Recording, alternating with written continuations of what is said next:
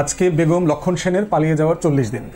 আপনারা জানেন যে সে তার আমরা যখন মুসলমানরা কেউ মারা যায় আমরা একটা দোয়া পড়ি যে ইন্না লিল্লাহি ওয়া ইন্না ইলাইহি রাজিউন, যেটা জীবিত মানুষদের জন্য আসলে একটা দোয়া যে নিশ্চয়ই আমি আল্লাহর কাছ থেকে এসেছি এবং আমি ওনার কাছেই আবার ফিরে যাব।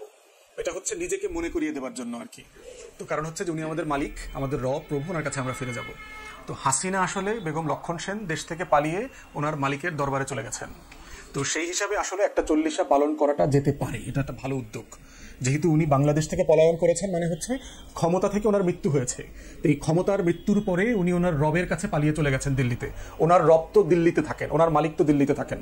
তো দিল্লিতে যেহেতু গেছেন, পলায়ন করেছেন, সেই হিসাবে 40 করার এই আয়োজনকে আমরা স্বাগত জানাই। আমরা দেশবাসী বিশেষ করে গরিব মানুষদেরকে বলবো যারা আসলে গরু গোশত কিনে খেতে পারেন না, যারা এই 40 উদ্যোগগুলো নিচ্ছেন, আপনারা ঢাকা শহর থেকে শুরু করে গরিব বস্তি এলাকাতে পথ শিশু রাস্তায় থাকে এমন গরিব মানুষদেরকে এই উপলক্ষে একবেলা ভালোভাবে পেট পুরে গরুর গোশত, বিরিয়ানি, খিচুড়ি খাওয়ানোর ব্যবস্থা করেছেন। আমরা খুবই কৃতজ্ঞ আপনাদের প্রতি এবং আপনারা আইওসিলে আরো বেশি করে করেন। পাড়ায় মহল্লায় প্রত্যেকটা মসজিদে, মন্দিরে, মাদ্রাসাতে ব্যাপক আকারে এই 40 করা দরকার।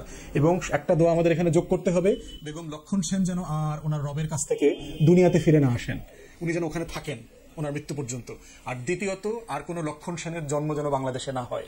এই ধরনের স্বৈরাচার হিটলার, যাকে দিনে দুপুরে এক কাপড়ে দেশ থেকে পালায়া যাইতে হয়, এই দোয়া আমাদের করা দরকার। আল্লাহ তাআলা যেন এই জাতিকে একজন ভালো শাসক দেয়, যিনি ন্যায় বিচারক, যিনি ন্যায্যতার ভিত্তিতে শাসন করবেন, যিনি সমাজে ইনসাফ কায়েম করবেন, যিনি মানুষের ভালোবাসা নিয়ে বেঁচে থাকবেন মৃত্যু পর্যন্ত। এমন শাসক যেন আমরা পাই। এই 40 উপলক্ষে আমাদের এটাই হলো সবচেয়ে বড় দোয়া। করে আসলে তো আবার চট করে চলে যাইতে হবে। এখন চট করে উনি দিল্লি থেকে তো পশ্চিমবাংলায় চলে আসতে পারেন, চট করে উনি দিল্লি থেকে আসাম আসতে পারবেন, চট করে দিল্লি থেকে ত্রিপুরা আসতে পারবেন। জানায় টানায় আমাদেরকে যদি বাংলাদেশে আসতে চান কোনো সমস্যা নাই। ইতিমধ্যে আপনারা দেখেছেন যে আন্তর্জাতিক মানবতা বিরোধী অপরাধের যে ট্রাইব্যুনাল আছে, সেখানে চিফ প্রসিকিউশন টিম অলরেডি সরকার অ্যাপয়েন্ট করেছে। জাতিসংঘের তদন্ত কমিটি গত আগামী কয়েকদিনের মধ্যে ঢাকাতে আসবেন। উনি যদি চট করে চলে আসেন তাহলে এটা আমাদের জন্য খুবই ভালো হবে যে আমরা চট করে ওনাকে গ্রেফতার করিয়ে সরাসরি বিচারের মুখোমুখি করতে পারবো। কারণ ওনার বিরুদ্ধে অলরেডি কয়েকশো মামলা হয়ে গেছে, ফৌজদারি মামলা। গত 16 বছরে প্রত্যেকটা গুম, খুন, গণহত্যা, মানবতা বিরোধী অপরাধ, হীন কোনো অপরাধ নাই এবং বিলিয়নস অফ ডলার পাচার। আপনারা দেখেছেন আমেরিকা থেকে শুরু করে সকল জাতীয় গণমাধ্যম প্রকাশ করেছে যে রূপপুর পারমাণবিক প্ল্যান্ট থেকে শেখ হাসিনা তার ছেলে, মেয়ে, বোন, ভাগনা, ভাগ্নি সবাই মিলে $5 বিলিয়ন উপরে চুরি করছে এক প্রজেক্টে। মালয়েশিয়া থেকে তারা টাকা ট্রান্সফার করছে। তো এই সকল বিষয়ে আমরা তদন্ত করব। তদন্ত করে ওনাকে ন্যায্যতার ভিত্তিতে বিচারের মুখোমুখি করা হবে। ইতিমধ্যে আমরা দেখেছি যে আপনার পিকে হালদারের যখন ভারতে পশ্চিমবাংলায় মামলা চলমান, আপনারা জানেন যে জয় কিভাবে তাকে ইন্টারফেয়ার করছে। তাকে প্রায় 3-3.5 হাজার কোটি টাকার এসালম গ্রুপকে ট্যাক্স মওকুফ করার ব্যবস্থা করে দিয়েছে। এসালম আবার ওখান থেকে 1.5 কোটি টাকা সজীব ওয়াজেদ জয়কে দিয়েছে। এই ধরনের বক্তব্য সে ভারতের আদালতে দিয়েছে তার সাক্ষ্যের মধ্যে।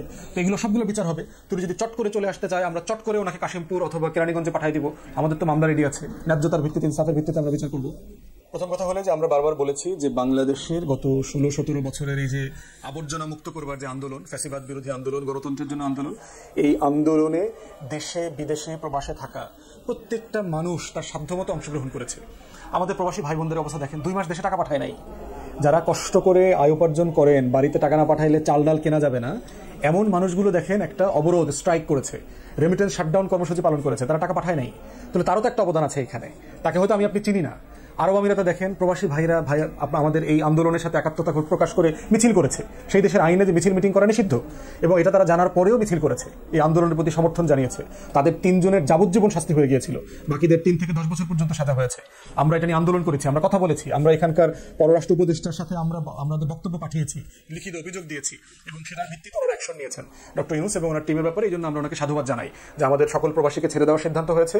ইতিমধ্যে সম্ভবত 24 জন 25 জন বাংলাদেশে চলেও এসেছে, বাকিরাও আস্তে আস্তে আমরা আশা করছি খুব শীঘ্রই দেশে ফিরে আসবে। তাদের একটা অবদান আছে। যারা ব্লগার আছেন, ধরেন ডক্টর পিনাকি ভট্টাচার্য থেকে শুরু করে শাহেদ আলম, ফাহাম আব্দুল সালাম, জিয়া হাসান, ফয়েজ আহমদ তাইয়েব, ফনুক সরোয়ার, ইলিয়াস মোল্লা, এই যে সব মানুষগুলো এতগুলো বছর ধরে চিৎকার চেঁচামেচি করছে, এই আন্দোলনকে মানে গতি দিয়েছে, শক্তি দিয়েছে, সাহস দিয়েছে।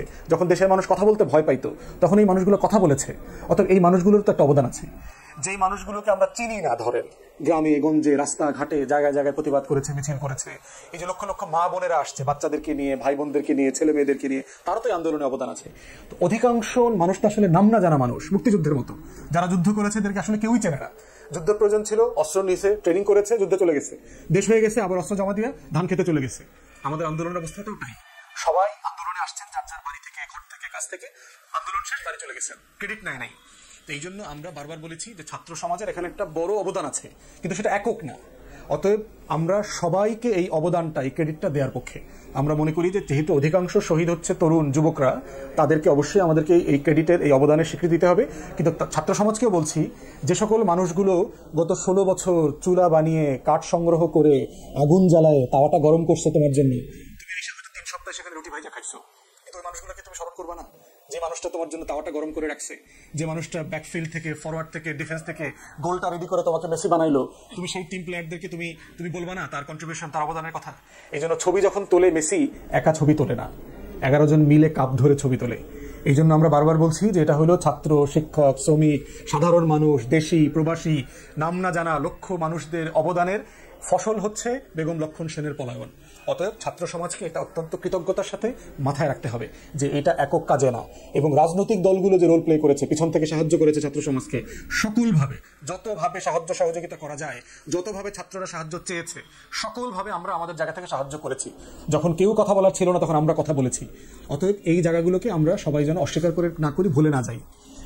এখন একটা বাস্তবতা যেটা দেখতে পাচ্ছি, যেহেতু বৈষম্য বিরোধী ছাত্র আন্দোলনের একটা দাবি ছিল কোটা পদ্ধতি বিলোপ করা হয়ে গেছে।